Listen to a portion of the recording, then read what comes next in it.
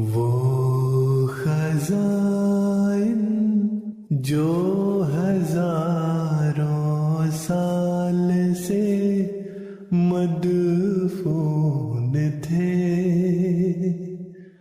اب میں دیتا ہوں اگر کوئی ملے امیدوار، کوئی ملے امیدوار۔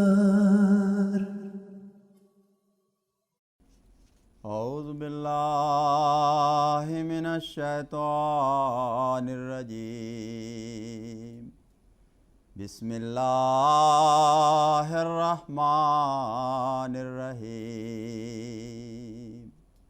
ملفوظات سیدنا حضرت اقدس مسیح موعود علیہ الصلوۃ والسلام۔ ایک مجلس میں ڈاکٹر الیگزینڈر ڈوئی اور پادری پگٹ، جو اس زمانے کے خطرناک دشمنان اسلام میں شمار ہوتے تھے، ان کا ذکر آیا۔ اس پر حضور علیہ الصلوۃ والسلام نے فرمایا، یہ لوگ بہت ہی گھبرائے ہوئے ہیں کہ آخر گھبرا کر مسیح کو منگوا رہے ہیں۔ ڈوئی و پگٹ کے دعوی کی اشاعت پر حضور نے فرمایا، ان کی شہرت کا باعث اخبار ہوتے ہیں، ان کے مقابلہ میں پنجاب کے اخبار تو گویا برائے نام ہیں، وہاں تو ایک دن میں لاکھوں کو خبر ہو جاتی ہے۔ ڈوئی کی نسبت اگر ہمارے مقابلہ پر پگٹ آوے تو بہت اثر ہوگا۔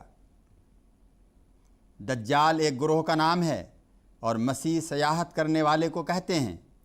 ان لوگوں نے نبوت کا دعویٰ کیا کہ خدا کی کتابوں کو توڑ مروڑ کر اپنے منشا کے مطابق بنا لیا اور پھر فلسفہ کے رنگ میں خدائی کا دعویٰ کیا۔ ان کی مثال ایسی ہے کہ ایک شاگرد استاد سے پڑھ رہا تھا، سبق میں مثال آئی ضرب زید عمرا۔ شاگرد نے استاد سے پوچھا، زید نے عمر کو کیوں مارا؟ استاد نے کہا، صرف ایک مثال ہے۔ شاگرد نے کہا کہ نہیں، یہ تو اصل واقعہ ہے، سبب بتلائیے کہ مار کی نوبت کیوں پہنچی؟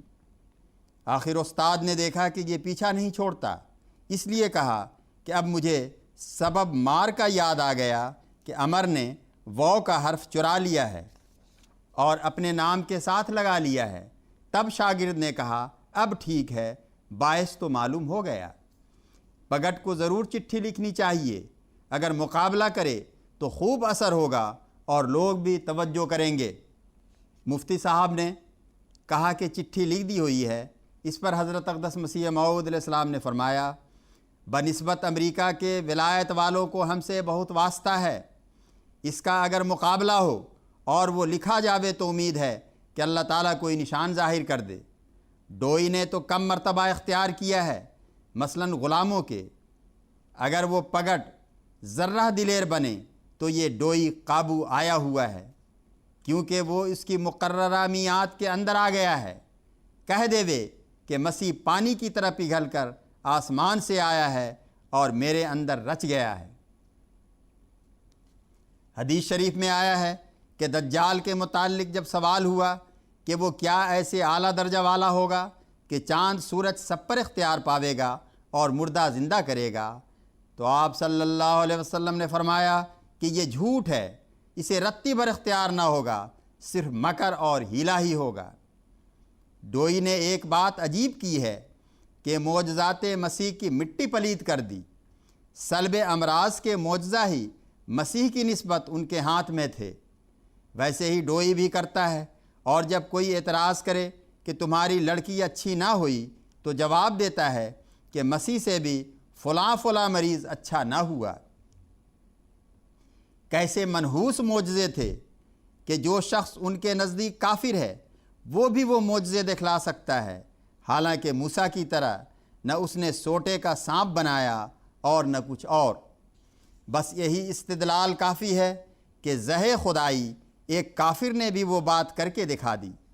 سلب امراض کوئی شے نہیں ہے، یہودی بھی کر سکتے ہیں، اور فاسق فاجر جو خدا کی راہ سے غافل ہیں وہ بھی کر سکتا ہے۔ ڈوئی سے پوچھا جاوے کہ مسیح کے معجزات تو وہی ہیں جو تو کر رہا ہے اور تو ان لوگوں کے نزدیک کافر ہے، اب بتلا کہ مسیح کے وہ معجزات کون سے ہیں جو اس کی خدائی پر دلیل ہیں۔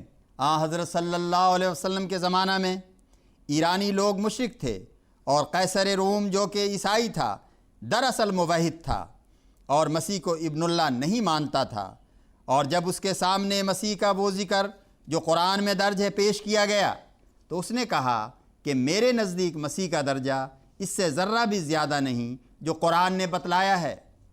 حدیث میں بھی اس کی گواہی بخاری میں موجود ہے کہ میں گواہی دیتا ہوں کہ یہ وہی کلام ہے جو کہ توریت میں ہے اور اس کی حیثیت نبوت سے بڑھ کر نہیں۔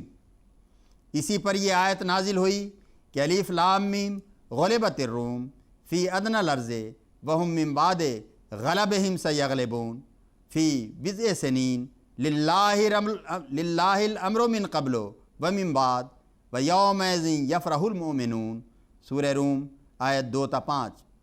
یعنی روم اپنے مغلوب ہو گیا ہے مگر تھوڑے عرصہ میں 9 سال میں پھر غالب ہوگا۔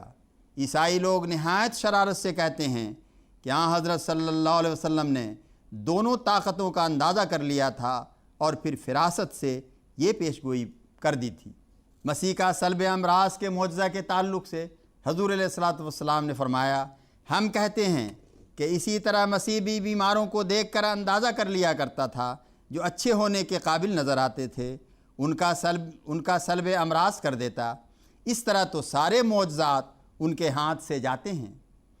یومئذ یفرح المؤمنون، اس دن مومنوں کو 2 خوشیاں ہوں گی، ایک تو جنگ بدر کی فتح، دوسرے روم والی پیشگوئی کے پورا ہونے کی۔ جنتر منتر بھی صلب امراض ہی ہے مگر بڑا خبیث کام ہے، اس لیے اسلام میں اس کی بجائے خدا پر توقع رکھا گیا ہے اور صرف روحانی امراض کے لیے صلب رکھا گیا ہے، جیسے قد افلح من زکاہا۔ حضرت مسیح تو روحانی امراض کا صلب نہ کر سکے، اس لیے گالیاں دیتے چلے گئے، اور حضرت صلی اللہ علیہ وسلم کے صلب امراض کا نمونہ صحابہ رضوان اللہ علیہم ہیں۔ اللہم صلی علی محمد وآل محمد وبارک وسلم انک حمید مجید۔